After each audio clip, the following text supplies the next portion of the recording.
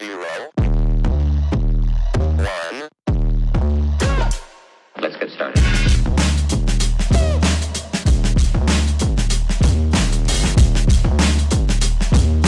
And a very good afternoon to you all, ladies and gentlemen, and welcome to another episode of the Black and White United show on my YouTube channel. I'm your host, Andreas. Thank you so much for tuning in. We're going to play a spotlight today on Isaac Quaynor. Wanted to do his one from the start. I wanted to just talk about where he was a couple of years ago to last season and what we've seen so far this pre-season. Just some other general updates, and we're going to go through just a little bit of a feedback from last night's live. So yeah, let's just get straight to it. So Isaac Quaynor has played 108 games at Collingwood. He was elevated to our leadership group a year ago, so at the start of the 2024 season. He, let's be real, didn't have the greatest season last year. He's averaging, I don't want to get too much into the stat side of things, but he's averaging about 13 disposals a game. Now, from a running defender, a ball carrier, a really strong contested marker, I want to see those stats go up. I would like to see, and this is why I'm putting him in my spotlight, I'm okay, and I think everybody from like a football fan who supports their team is perfectly okay with here or there you're going to have a player in your side who's not going to have a great game every week. He might have a down year. He might have a period of the season where he's not 110%. He's not playing as good as football as what he is. Unfortunately for Quaynor, it went for the whole season in 2024, coming off a really strong 2023. Now, Quaynor is... what do you guys want to see of Isaac Quaynor? And I'll tell you what I want to see of Isaac Quaynor. I want to see back to the 2023 final series Isaac Quaynor. I want to see IQ, the 2023 qualifying final against Melbourne. You know, we should have put him away by so much more. And Melbourne are coming real hard in the last quarter. And Quaynor's taken 2 or 3 intercept marks. I want to see the Isaac Quaynor of the 2023 grand final where, you know, he's just attack the ball. He gets the ball right before the quarter time siren. He does that dinky kick over to Jordan De Goey, who kicks the goal on the siren, you know, and he's playing so much more high up, not getting caught out as much. I mean, if you look at 2022 and 2023, I think he hadn't lost a one-on-one contest, like a contested marking contest, until early 2024. So I'm pretty sure that's how it was. I mean, you've got also, I mean, think about when in the grand final, that moment when Nick Dacos marked the ball and he had the plastic bag stuck on his hand. Who was the first player streaming past him? Isaac Quaynor, right? There was moments in there's big moments in all different types of games, and obviously the 2023 final series is one that we're always going to compare moments to.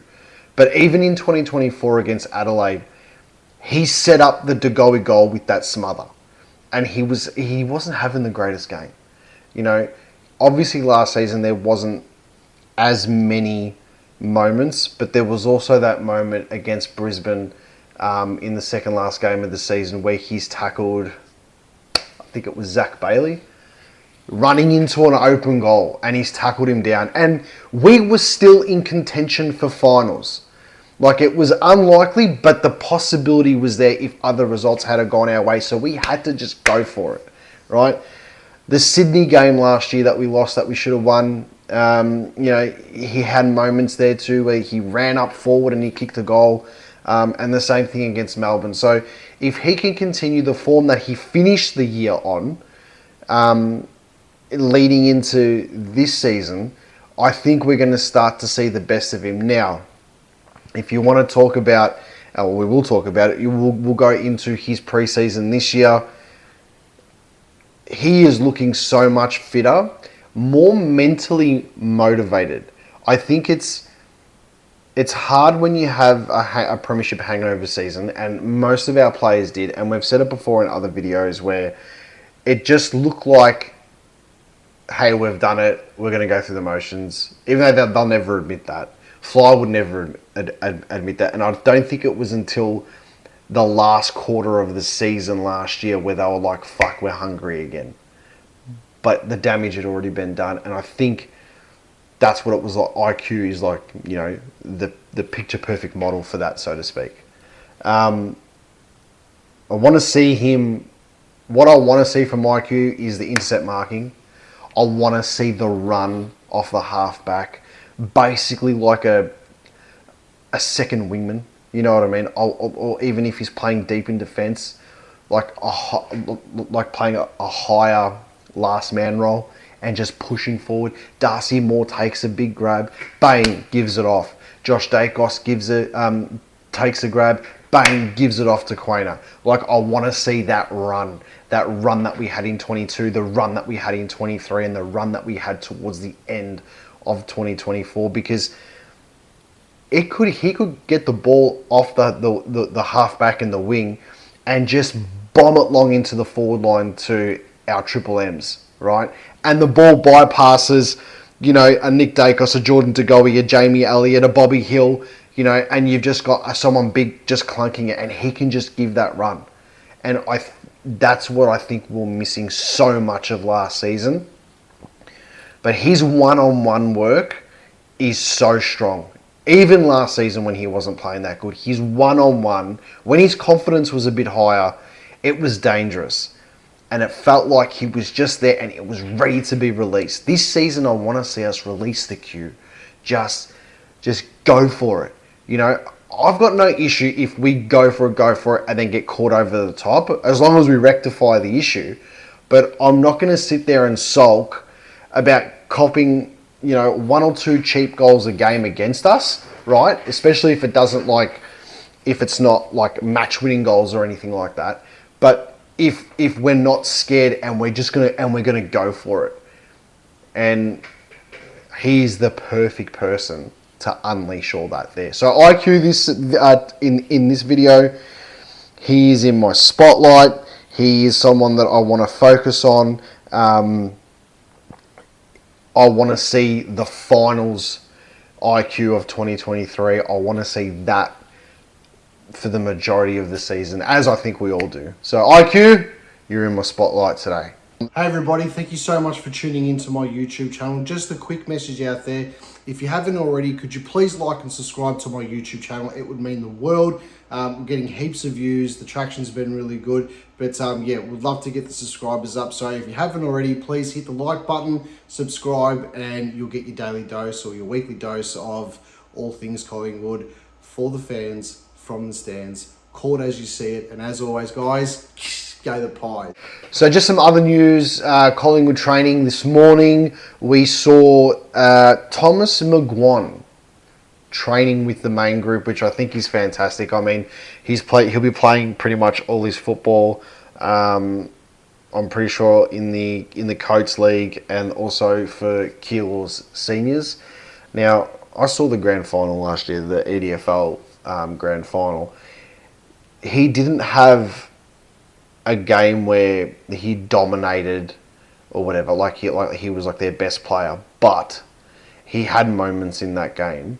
And I know it's local community football, but let's be real, Quaynor are probably one of the best local football teams in the country.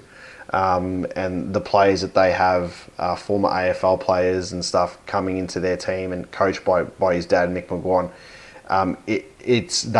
They are like, you've got local football, you've got in the EDFL, there's Quaynor, Strathmore, and just Daylight for probably Pascoe Vale as well, and there's Daylight and the rest of them. Now, when he played in that game, I'm pretty sure he's 16 years of age, and he's playing against seasoned, grown men in their mid-20s, late 20s, some serious footballers that have played at the highest level. I think Corey Ellis was playing there as well.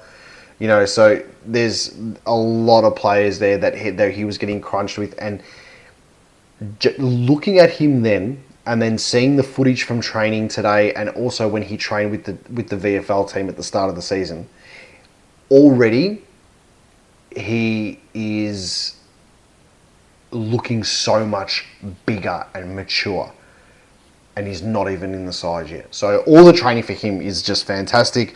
Tom Mitchell doing some run-throughs today, like that's what you want to see. That's the type of stuff that you want now at this time, off the moon boot, doing some run-throughs, doing it at 25%. He goes on the bike, he does his stuff, does a couple handball drills, you're done. Get off and, reset. I'm hoping by the time the practice games comes, if he's starting to get back into the pre-Christmas sort of feel, or when the boys first came back, there's a mad possibility that he could be ready for, the first couple of weeks of the season if he gets that continuity and there's no other setbacks. So touch wood, there's not, because a fully fit firing Tom Mitchell is just going to put us that next step up. It's basically, because we didn't have him last season, it's like a new recruit, but you just got to get some consistency into him. And the last thing, the God, Nick Dacos, looked like he trained this morning at 70%. He did some mad run-throughs, and it was grouse because some of the footage that's come out, his run-throughs with Thomas McGuan right at the front too. So that's what we're going to see the next 10, 15 years. So, wow. But yeah, he's back running, did some ball movement and stuff like that too. So I'm hoping now that his injury is down, like it's down as much as possible. It wasn't that bad, and they're just playing a real cautious. They're just playing it real cautious with him. So let's just see how we go for that there. But good signs. We've got other players training with us. We've got Tom Mitchell back running, Nick Dacos back running. This is just, it's starting to really click now, which is exactly what you want to see. So 44 days to go. I know I'm posting a bit more regularly now leading up to. I'm not going to be like every video saying how many days left, but guess what? It's 44 days to go. So let's get excited.